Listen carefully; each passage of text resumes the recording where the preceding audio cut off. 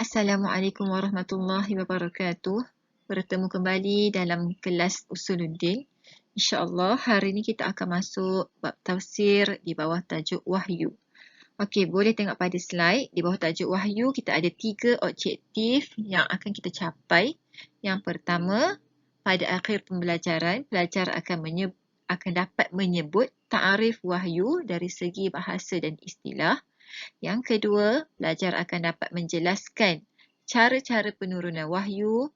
Yang ketiga, pelajar akan dapat menerangkan tarajim, biodata, kutab, penulis-penulis wahyu.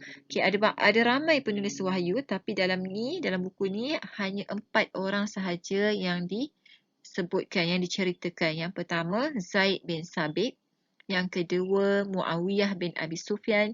Yang ketiga, Ubay bin Ka'ab. Dan yang keempat, Amru bin Al-As. Tayyib. Okay, masuk objektif yang pertama iaitu ta'arif wahyi. Okay, ta'arif wahyi. Lughatan, al-isyaratu sari'ah, iaitu isyarat pantas. Itu dari segi bahasa. Okay, dari segi istilah, a'lamullah ta'ala li nabi.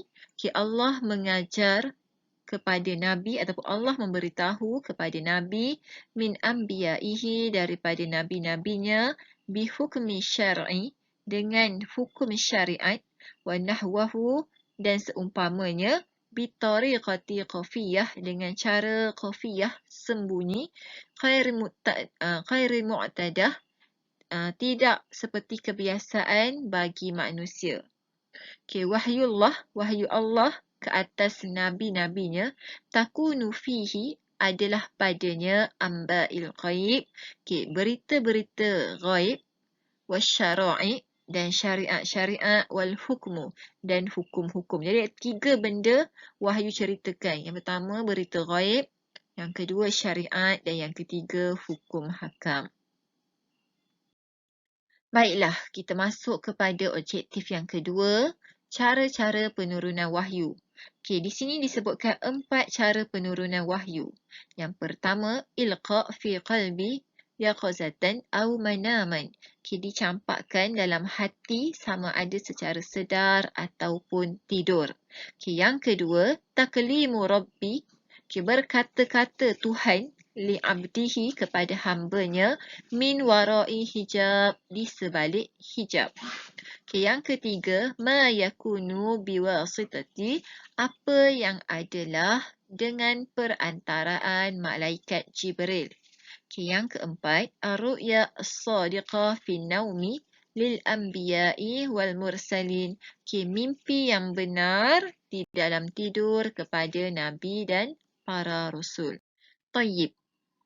Okay, sekarang ni kita nak menjelaskan cara penurunan wahyu.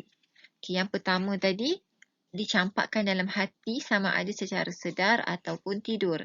Okay, syarah dia sikit. Huwa ma yaghsafahullah, iaitu apa yang dicampakkan oleh Allah ke dalam hati Nabi ataupun Rasul. Fayuwaqinu an-nabi, maka diyakini oleh Nabi atau Rasul, anna haza minallah, sesungguhnya ini adalah daripada Allah tabaraka wa ta'ala.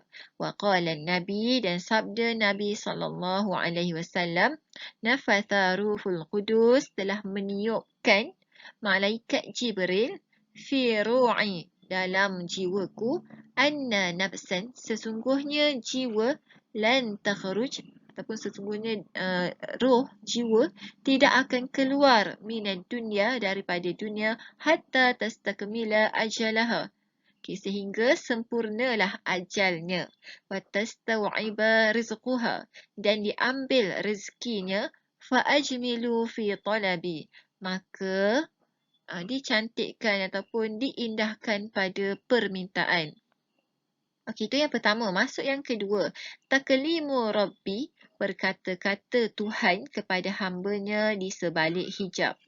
Wa huwa an yasma'a, iaitu mendengar Nabi atau Rasul kalam Allah, min khairi an yudrika, tanpa ia mengetahui atau melihat sumber suara ini.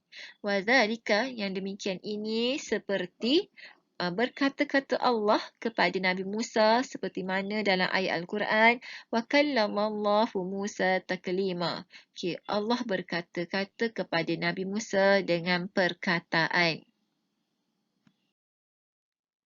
Yang ketiga, ma yakunu biwasitati malakil Jibril. Apa yang adalah dengan perantaraan malaikat Jibril. Okay, ini cara yang ketiga. Okay, yuballiqu ma amara Allah. Ia menyampaikan apa yang diperintahkan Allah dengan menyampaikannya kepada sesiapa yang Allah kehendaki daripada hamba-hambanya. Wahaza nau', jenis ini paling banyak berlaku. Okey, wabihi dan dengannya juga diturunkan Al-Quran. Dengan cara ini diturunkan Al-Quran kepada Nabi Muhammad sallallahu alaihi wasallam. Kama qala Allah, seperti mana firman Allah dalam surah Syu'ara, wa innahu latanzilu rabbil alamin. Okay, dan sesungguhnya Al-Quran ini benar-benar diturunkan oleh Tuhan seluruh alam. Nazala bihir ruhul amin. Yang dibawa turun oleh ar-ruhul amin. Yang ini malaikat Jibril. Ala qalbika litakuna minal munzirin. Ke dalam hatimu, wahai Muhammad, agar engkau termasuk orang yang memberi peringatan. Okey, bilisanin arabiyyin mubin. Dengan bahasa Arab yang jelas. Okey, selesai yang ketiga. Masuk yang keempat. Cara yang keempat, ar-ru'ya as-sadiqah, mimpi benar dalam tidur kepada Nabi dan para Rasul. Okay, ini hanya berlaku kepada Nabi-Nabi dan Rasul-Rasul. Okay, qalat Aisyah, telah berkata Sayyidatina Aisyah, awwalu ma budi'a bihi Rasulullah sallallahu alaihi wasallam. Okay, apa yang awal berlaku kepada Rasulullah daripada wahyu, ar-ru'ya as-sadiqatu, ini mimpi benar di dalam tidur. Fakana la yara ru'yan, maka adalah ia tidak bermimpi illa ja'at, kecuali datang seperti sinaran ataupun cahaya pagi ataupun subuh. Baiklah, kita masuk kepada objektif yang ketiga, iaitu tarajimu biodata kuttabil wahyi. Okay, penulis wahyu. Okay, alif. Kuttabu wahyu. Okay, penulis wahyu mereka adalah para sahabat allazina, yang mana diperintahkan mereka oleh Rasulullah bikitabatil Quran, dengan menulis Al-Quran ketika penurunannya. Jadi penulis wahyu ni adalah sahabat Rasulullah. Faminhum Zaid, dan daripada mereka adalah Zaid bin Sabit, Muawiyah bin Abi Sufyan, Ubay bin Ka'ab, Amr bin Al-As. Okay, sekarang kita tengok biodata Zaid bin Sabit. Okay, namanya Zaid bin Sabit bin Dohak Al-Ansari. Kuniyatuhu, okay, gelarannya Abu Sa'id wa Abu Kharijah. Okay, huwa syaikhul maqri'ina wa muftil Madinah. Ia merupakan syekh yang membaca dan mufti Madinah. Okay. Kataba wahyu fi ahdi Rasul. Ia menulis wahyu pada zaman Rasulullah. Fi khilafati Abi Bakrin. Okay, pada zaman pemerintahan Abu Bakar. Jama'al Quran min sudir hufaz. Ia mengumpulkan Al-Quran daripada hafalan-hafalan penghafaz Al-Quran. Wa minal aktaf, dan daripada tulang-tulang. Warriqa, dan kulit binatang. Okey, katabal Quran, ia menulis Al-Quran fi mashafin wahid, dalam satu mashaf, dengan perintah Sayyidina Uthman bin Affan. Okay, Tufia, Zaid bin Sabit meninggal pada tahun 45 Hijriah pada zaman Muawiyah. Okey, penulis wahyu yang kedua, iaitu Muawiyah bin Abi Sufyan. Okey, namanya Muawiyah bin Abi Sufyan bin Saqrim bin Harbin bin Umayyah Al-Qurshi Al-Umawi. Kuniyatuhu, gelarannya adalah Abu Abdurrahman wa Amirul Mu'min. Wa ummuhu, ibunya siapa? Hindun bin Utbah bin Rabi'ah bin Abdul Syam bin Abdul Manaf bin Qusay. Aslama, memeluk Islam pada hari pembukaan kota Mekah iaitu pada 8 Hijrah. Okay, jadi sebelum ni Muawiyah bukan Islam. Bila pembukaan kota Mekah, ia memeluk Islam. Okay, kerana Rasulullah SAW yad'u lahu adalah Rasulullah berdoa kepadanya. Allahumma alim Muawiyah. Ya Allah, ajarkanlah Muawiyah Alkitab, buku-buku wal hisab dan hitungan-hitungan, waqihi azab dan lindungilah ia daripada azab.